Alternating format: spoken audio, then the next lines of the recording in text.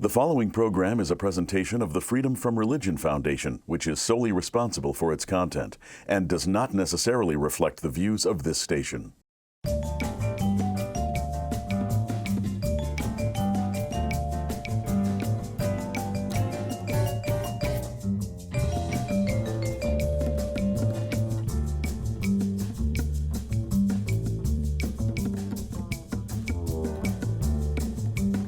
Hi, I'm Dan Barker, and welcome to Free Thought Matters, a production of the Freedom from Religion Foundation. And I'm Annie Laurie Gaylor. Dan and I are co-presidents of the Freedom from Religion Foundation, which works to keep state and church separate and to educate the public about the views of non-believers. And one of those very well-known non-believers, Steve Benson, is here with us today. Steve Benson is a Pulitzer Prize winning editorial cartoonist. And Steve Benson is a former Mormon, the grandson of Mormon President Ezra Taft Benson. And you say you've gone from Latter-day Saint to Latter-day Ain't. So welcome to Well, it all started Free Thought about Radio. 30 years ago, in case you forgot. Where did we come from? Why are we here? Where are we going? You called me and said, why in the hell did you do that cartoon? And I've been spiraling down Because ever since. you were a conservative editorial cartoonist way back in the beginning, before your views changed. Yeah, but you know, I always felt this impulsive, like, little gremlin inside of me called liberalism. I came down the birth canal saying, wait, I am not really a conservative. I was writing it on the wall. But you did a cartoon against secular humanists, and Annie Laurie wrote you a letter of complaint. Right, I didn't call you, but we put you on our target list and had You people were yelling at contact me you. from like 1,000 miles away. No. I heard you. Yeah, well, that's true. You know, it's interesting. It was kind of like a lightning bolt. It was like the light that Joseph Smith never saw. It just kind of hit me. I go, whoa. It gave me permission, actually, to start questioning myself. You mean And her why- letter? Kind of. Yeah, it just kind of knocked the... It gave me a new perspective. Wow. And when my head was aching, I go, wow, what was that all about? And then I thought, wait, she may have a point. It kind of, I've never told you that before. It just kind of, it loosened the rubble and the avalanche began. So Wow. thank you very much. Look what you've done to my life. Now, your grandfather was the nominal head of the Mormon Church when you were growing up. And then that was he really, became the president of the church in 1985. of course, Secretary of Agriculture. I think we have some photos, don't we? There you are at the White House. There are only two bald guys in that picture, and I'm one of them. The other one is Eisenhower. And you're staring straight at the camera there. Like, what are you thinking about I'm there? thinking, man, this is stupid. Vote for Adlai Stevenson. That's what I was thinking. No, you were probably thinking, hey, Ike, beware of the military-industrial complex, or something. Yeah, you know, Eisenhower originally said, beware of the military-industrial commercialized complex. He mentioned business, and they cut that So there you are with Is that Ike. you with Eisenhower? That's with me. I'm still not impressed. Yeah, it was interesting. My grandfather was like the Secretary of Agriculture, plus he was a member of the Mormon Church hierarchy. So I was getting it coming and going. You know, I felt like here's this big towering man. We would go and clean up our family cabin up in the close to Salt Lake and kill mice, and he would throw them in the fire. Ooh. It was awful. It was like an analogy for what happens to people who work for freedom from religion. Yeah, that is what's... and you know, I could never really say, hey, Grandpa, let's just like chill out and talk about stuff. But you were a true believer. I mean, you truly, really, and you did your 2-year mission to... I went to Japan on my mission, and in Japan, that's where I had my first real question of faith. This is a true story. I mean, Charlton Heston couldn't even compare with this. I was up on the flat roof of an apartment building in Okinawa one night, and the winds were blowing, and clouds were going across the moon, and it was like, a typhoon alley, that's what we called it. And I was asking, is the Book of Mormon true? I was asking it because I never read it all the way through before I went on my mission. That's another confession. You mean those guys with the white shirts and ties, they haven't necessarily read the book? They're... Well, I can't speak for all of them, but it sounds like they never read the book, because if they were, they wouldn't be Mormons. Oh, yeah. But I hadn't read the book all the way through, so I'm up there asking for God to help me, and the winds are rushing and all this kind of stuff. It was a great movie set. And then, after hours and hours, I get this little voice in my head, not in my actual auditory canals, that said, go to bed, you have to get up and work in the morning. And so that was my first. What kind of answer is that? I'm pleading for God to tell me what the truth is, and they say, God says to me, shut up and go to bed. You got to work in the morning. Well, so after your Mormon going out on the road for 2 years, and you got your degree from Brigham Young. Brigham Young University. Brigham Oh, Young. you Brigham said. Young. Yeah, let's get that right. Yeah. And what happened with your grandfather? I mean, you had this very dramatic expose, basically, about your grandfather. I began in June, July of 1970. Excuse me, when was it? It was right when I came back. Oh, 1993. 1993, how soon we forget. It all becomes like this grayish muddle.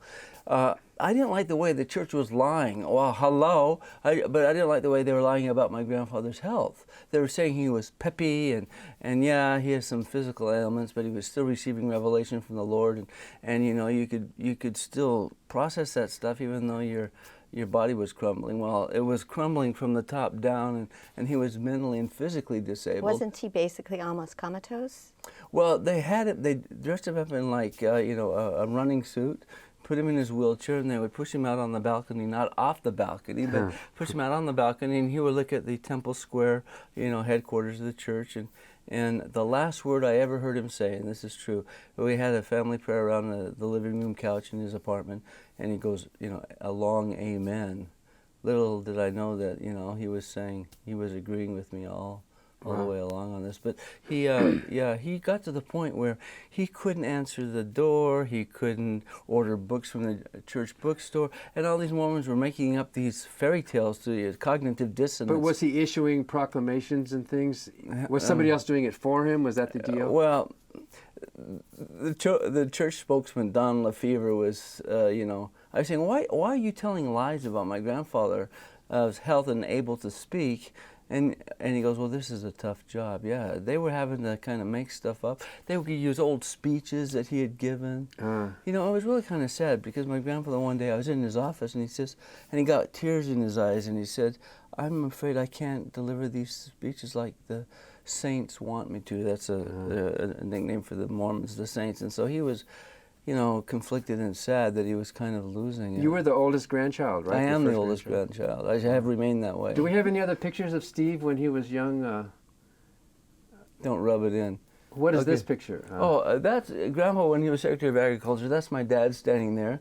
And Grandpa is handing me dirt. Dirt? Yes. Dirt on the Mormon church, maybe. I don't know. But yeah, he's just a clod of earth. And I was wearing my Sunday suit, my best Sunday suit. Oh, because of the agriculture, the dirt, so he became secretary. I got it. Quick. Okay. Yeah, so there I am examining dirt. And I thought, I want to expose it. So you really started to examine dirt when you realized that they were lying about your grandfather's authority and health. Yes. Didn't you really study? So then what I did was I went back to Salt Lake City, and I had two in-depth discussions behind closed doors with Dallin Oaks and Neil Maxwell. One of them has died, Neil Maxwell, but they were apostles. They're kind of Jesus' version of the 12 in modern day. That's how the Mormon Church has it structured. You got the Mormon president, you got his two counselors, and you got the 12, and two of the 12 met with me. And so I asked them like basic questions like, okay, you say you're special witnesses for Jesus. It makes you separate and apart and unique. What's the special witness? How did you get it? How did you get that witness? Now, how many people have a chance to ask Peter, James, and John, yeah, right, what was your special witness? And they answered him. You want to hear what they said? What'd they say? Well, Dallin Oaks said to me, well, I was at the Church Institute of Religion in Chicago, and I had some questions about the church, so I asked my seminary teacher. Oh, yeah, well, that was a long time ago. What'd he say? You're going to be an apostle of the Lord? And so that was his special witness to be an apostle. Wow. And Neil Maxwell said, well, I saw my dad give my sibling a blessing, laying on of hands when they were sick, and he brought him back from the dead. Well, that was your sign that you're supposed to become an apostle when you were a kid? I mean, these are, anybody can have those testimonials and get up in a camp meeting. Well, I could have been a Mormon apostle then. I had all sorts of stuff. If you had been a Mormon apostle, the church would have gone a lot farther, let me tell you. Well, so this all came to a head. You publicly exposed the church, correct? My wife and I at the time, we read, we studied, we asked questions. Marianne went, my ex-spouse, she went to one of those meetings with Maxwell and Oaks, and I came home from work one day and she had tears welled up in her eyes and she looked at me and she said, "Stephen, it's not true." And she had all these books laid out and she was cross-referencing and color-coding.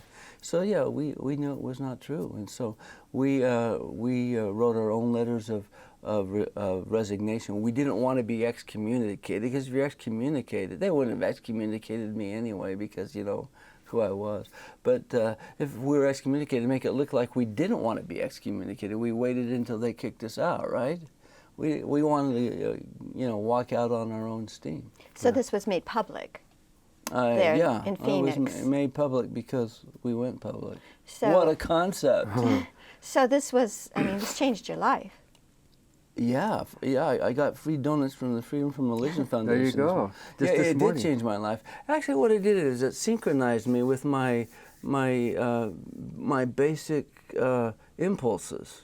My basic impulses have always been scientific, and I was, by a genetic accident, A-bombed into the Benson family. I had to fight my way out. I mean, the last letter my grandfather wrote me in November of '85 was about a cartoon I had done criticizing the Mormon Church. The one about the coffee?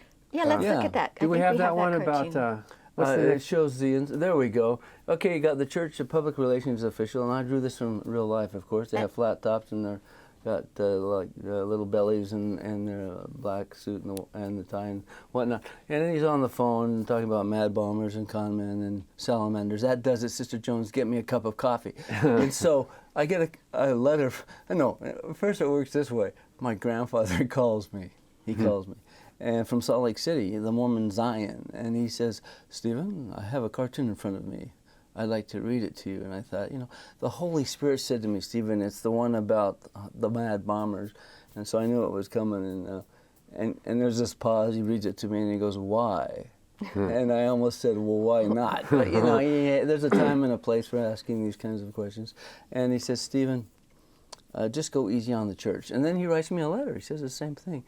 "Appreciate the way you're using your cartooning talents to expose the evils and the issues of the day, but please go easy on the church."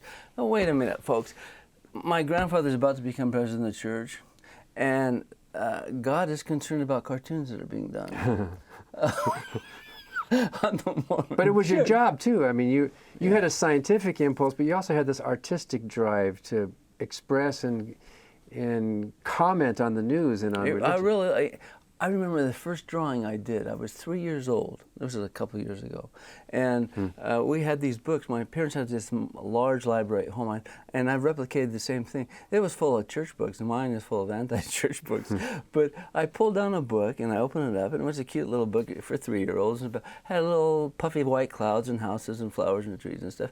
And so I drew these, like, bird-like monsters tripping down the clouds. The clouds were there. I just added, you know, the monsters, you know, with the bird heads, Archaeopteryx. I was ahead of my time, dude. You know, dinosaurs and birds are connected. Did I know that at 3 years old? That was Jesus telling me. It was the spirit of Charles Darwin. There we go. You've got that mannequin. That was like in the Wax Museum. If you ever come to the Freedom from Religion Foundation building, you walk in, there's this guy who looks like a mortician. It's Darwin. He's standing there going, "Let me out of this body." So I think we have to take a break. Is that right, Bruce? Thank goodness. So stay tuned. We're talking with Steve Benson. And we're going to see some cartoons about the religious right. After the break, we'll see some more of Steve's cartoons about the religious right. Grandpa, are you watching this? Okay, wherever you are. So we're talking with Steve Benson, Pulitzer Prize winning editorial cartoonist, who went from Latter-day Saint to Latter-day Ain't. Stop, you're killing me. I'm Ryan, and I'm an out-of-the-closet atheist. Ever since I was young, I've always been taught to ask questions, ask why, and use the scientific method to see how things can be improved. I learned early on that this doesn't work at church, at least not for long. You'll see the hypocrisy and the inaccuracy of everything. I think that we should eliminate religion and treat each other with dignity and respect as people inherently do. Religion is divisive, and I think we can all be good people without the lure of eternal salvation or the threat of eternal punishment.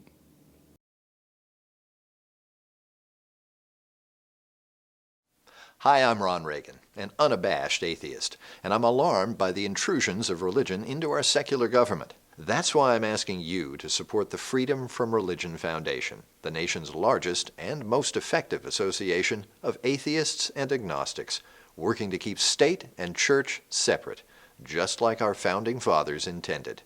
Please support the Freedom from Religion Foundation. Ron Reagan, lifelong atheist, not afraid of burning in hell. Welcome back to Free Thought Matters. I'm Dan Barker. I'm Annie Laurie Gaylor. And Steve, you're telling us how you exposed lies in the Mormon Church about your grandfather, who was the head of the Mormon Church. Mm-hmm. And then you publicly exposed this. This was brought a lot of wrath upon your head, correct? I mean, this was not a small thing. My family really reacted negatively. I got bombarded. I mean, you talk about lava bombs or Kilauea, there's nothing compared to what my parents criticized me, my siblings criticized me. Got hundreds of letters from Mormons who were saying, you know, one of my cousins, she wrote me, she says, how can this be true that he can't be talking and communicating with God? We went to his apartment and he squeezed the little baby fat legs on my little kid's leg, you know. So that proves it. Yeah, that proves it, yeah. So. And didn't also somebody come, you were living in suburban Phoenix and offered to buy your house? I remember that was quite, you know, like, in other words, get out of here. Yeah, I had people, you know, faking their way into my house. And my stake president, this is not like a stake house, it's like a parish, they call it a stake. He wrote me a letter and said that you are filled with the spirit of the devil, and like the stories of the Book of Mormon, you will be trampled to death under the spirit of the devil and this kind of thing. And so, you know, but I'm thinking to myself, why would I ever believe these kinds of threats? You know? So you became an atheist at that point, right? Pretty much? Well, I didn't have this burning in the bosom at that point to become an atheist. I just think I just came into synchronization with where I had always, you know, been. Where I really thought my natural inclinations were. I really liked science. I wanted to be an archaeologist. I'd go out in the fields behind my home. I had asthma, so I had to stay in the house, and I'd sneak out when my mom wasn't looking, and then she'd catch me, and she'd say, what are you doing outside? And I'd say, oh, I'm holding my breath so I don't get asthma. and I would dig around in the dirt with a little whisk broom and a little pick, and I was, you know, I had these images of discovering dinosaurs and stuff. And then I took biology, and in 9th grade, my teacher said, that's not a very good final exam, but you really draw frogs well. So you went from being this kind of like the darling conservative representative of Mormonism in a prestigious position at a newspaper. You went from that to being flipped to more liberal after a while, and then from that point on, your cartooning started becoming more edgy. Right. Well, I did a cartoon that got me kicked off this high council, as they called it, for the Mormon Church. 12 guys that pretend like they're apostles, like, you know, local leaders. And I did a cartoon on a Mormon governor, Evan Meekum, who was impeached and convicted. And I had it coming down from heaven like the returning Jesus. And instead of the Book of Mormon, he's got the Book of Moron. And these angels with trumpets are blowing their musical instruments. But they're not angels. They're rats in angelic clothes. and so my stake president says, Stephen, you are using your God-given talents to abuse and ridicule the sacred symbols of the church. And so he kicked me off the high council, which gave me more time to abuse the sacred relics of the church. And then he writes me a letter, and he says, ever since I released you from your calling, as they call it, your cartoons have gotten better. And that really ticked me off. I wrote him a letter. I said, better or bitter? He was bitter, and I was getting better. You're better, your quality. Yeah. So he wrote me. I wrote him a letter, and I said, "You're not my editor. I'm sorry, you're not my editor. And if I had a chance to do this again, I would do it again." And then he was an English professor at ASU, and he passed away. I think he had a heart attack when he saw that. So we don't have that one particular cartoon, but we do have a bunch of your cartoons lampooning the religious right. So let's look at some of them. Jimmy Swaggart. A good old Jimmy Swaggart. Reading I now saw from him the Book of Acts. I saw him in a airport in Dallas, Texas, waiting, and he was dressed in the waiting area by the gate, completely in black. Jimmy Swaggart. The televangelist who fell from grace because of his involvement with... Yeah, but he wouldn't actually have sex with prostitutes. He would just have them come to his motel room and dance for him or something. Yeah, is that what it... What's another one here? Oh, yeah. Haggard, yeah, Haggard. Reverend Haggard. Yeah, you know, all these guys that are conflicted, you know, they're railing against pornography and other evils, and then down in their basement they have 25,000 videos. Well, I'm just doing research. Well, he was caught with buying meth from some gay prostitute or something, and here he was a big megachurch leader. That was funny. Yeah, that's right. Now, this is the cartoon that you won the Pulitzer for. Yeah, back in the day, they only had, you could only submit 10 cartoons, so you really had to pick the ones you wanted to submit. No, this cartoon ran, and my publisher didn't like it. Okay, but back in the day, if we got a lot of letters, we would run it again, and so he didn't like it, and then we ran it again, and then it ran the Pulitzer. I mean, I hate to do this to my publisher, but you know. So, and that was in what, the mid, what year was that? I can't. 95, wasn't it? 95, yeah. I mean, so we reprinted that cartoon. Yeah. Even though we had followed your infamous Even though you didn't have permission career to as a reprint? believing cartoonist, yeah, we printed that on the front page. I think we sent your of Free publisher Thought 50 Today. bucks or something. there you go. Because these believers come cheap. it's such a major cartoon. Let's on see the some more here pedophile when we get crisis. Fleece my sheep. Oh yeah, I mean this scam. I mean, really, folks, is this what the founding fathers had in mind with regard to the separation of church and state, so that the church could be separated from the state? The church and the state are melded. It's hand in glove. They feed off of each other and they help each other. Yeah. It is an evil cabal, if there is such a thing as evil. You know, that's how it works. And this one we also reprinted. I don't know if This you know was a that. long time Yeah, ago. before we knew you. I mean, this is Today's School Prayer, and I don't know if you can read it. Dear right. God, I mean, Buddha, trying Allah, to all of them. kind of cover your butts for everybody. Yeah. You know, and this is what happens when you're trying to be. But the public school system, if you want to go to a private seminary and learn about the mythological Jesus, whether fine, but having public employees teaching religion. Well, it's impossible, as your cartoon shows. How many gods are you going to put up there, right? I think Right. we have some more cartoons about public schools. Oh, there's the Boy Scouts. Yeah, now the Boy Ranger Scouts Cats. have really come around. They've come And- around on gays and girls, but they I get- still discriminate against non-believing kids. And I don't know how much longer they can continue to do that. But Right. I mean, like, they allow gay scoutmasters, but they were kicking out atheist kids who were professing their non-belief, Yeah, right? So so- you're going to have to change that cartoon for the next round. So- Don't- you're not my now editor. here's a very funny one. This is the only, what is it? The only bodily organ in the bedroom that worries me. You know, the irony of it all. The conservatives who think that the best of all worlds is have no government, except when we're using the government to promote our religious agenda, or whatever the agenda might be at the time. And here's a cartoon. I think that we have. Do we have that cartoon? I You think gave we have us the one of them. original here. For our you daughter. stole them without my permission. And but, so what? The little boy. Yeah, well, there were several, cases that went before the courts on the pledge. The pledge is a national prayer in 1954. As you all know, Under God was inserted. The original author of the pledge was a socialist commie puke, and he did not intend it to be amended like that, but they stuck it in during the Red Scare of the 50s, and Dwight Eisenhower said, now we're going to have millions of children every day invocating to, to God. Well, you did another one on the pledge. Yeah, I think this was after 9/11. This is an issue. This is the one that we have the original of, and we have that framed in our house. Should I read it? Yeah. Yeah. I pledge allegiance to my conscience, not some flag-driven collective groupthink in America, and to the First Amendment for which I sit, one voice, individual, constitutional, with liberty and free expression for all. Bravo. Yes. Well, thank goodness I didn't have an editor to kind of chop that up. Here's some more stuff. And I here's pledge the allegiance to founders. the wall. Well, I was just so invigorated that I was passionately behind this effort to declare.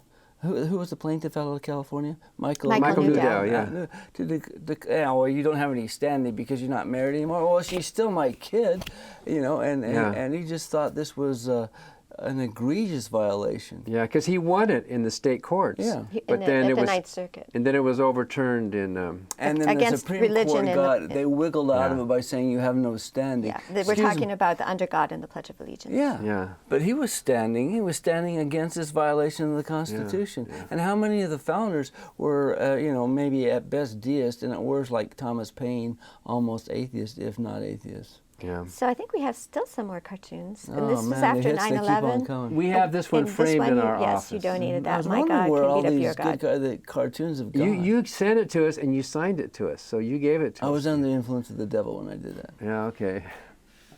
And Oh, this is a good one. So what do you want to be when you blow up? You know, they use these innocent little bomb carriers, these kids. That takes a lot of guts and courage on the part of an adult to say to a 12-year-old, a 10-year-old, trust me, I'm just going to wrap some Christmas lights around you, and we're going to have a show. And go deliver this message to somebody. And deliver this message to somebody. And in the meantime, they get all the money, they stay in power, and the kids die. Yeah. And this one is not recent, but it still remains very timely. Resigning in order to spend more time with my family values. The GOP. Yeah. I mean, that's what's happening now. Yep. Who's the latest one to resign? I mean, I'm losing track of them. And then the Terry Schiavo case where she was technically brain dead and there was that big controversy. They ran into her nursing home trying to pull the plugs of, or what? Yeah. What To was keep her this? alive. Hey, keep her alive. They wanted to keep her alive, and she has specifically said, because she was reading a newspaper article with her friend at the cafeteria one day about somebody who was in a vegetative state and was being kept alive unnaturally, and she says, I never want to be like that. And that went to the Supreme Court, and that was used to overturn these efforts to keep her alive. And wasn't the family in touch with you, or you did a lot of cartoons? Yes. In fact, I gave, you don't have the original because I gave it to them, but I met the father, and then he unfortunately then committed suicide. Seriously, I don't know why, but So what is this? Evolution is a myth. Miss O'Donnell. After all, why aren't monkeys still evolving into humans? We've got a Secretary of Education, Diane Douglas, in Arizona right now, who is trying to impose creationism upon public school students. We've been through this argument. 1981, Louisiana, then the Dover case, the Kitzmiller versus reality, And still, this is going to get overturned in the courts, and we're going to waste a lot of money to get there again. Yeah, but it gives them something to fight for, I guess. Well, what we're school. fighting for is for, what Emerson said was the integrity of one's mind. Yeah. So any more there to see, or are we pretty much... This is a good one to end on. No need to point, I figured it out myself. Human genetic code. Yeah, give us enough time and we'll figure it out. And the thing I like about science is if you don't know something, you just leave the gap, and eventually the gap gets filled. And here's the final cartoon for today's show, God Bless America. This is the eagle that you drew to end our Tunes and Tunes show. Instead of singing God Bless America, we sang God Bless America, my mind's my own. Well, thank you, Steve Benson. It's really been a pleasure having you Lori. with your wit and your sometimes funny wit and your artistic talent and your commitment to free thought. It's been The devil made me do it, and thank you so much for helping. And thank you for watching Free Thought Matters. Because free thought matters.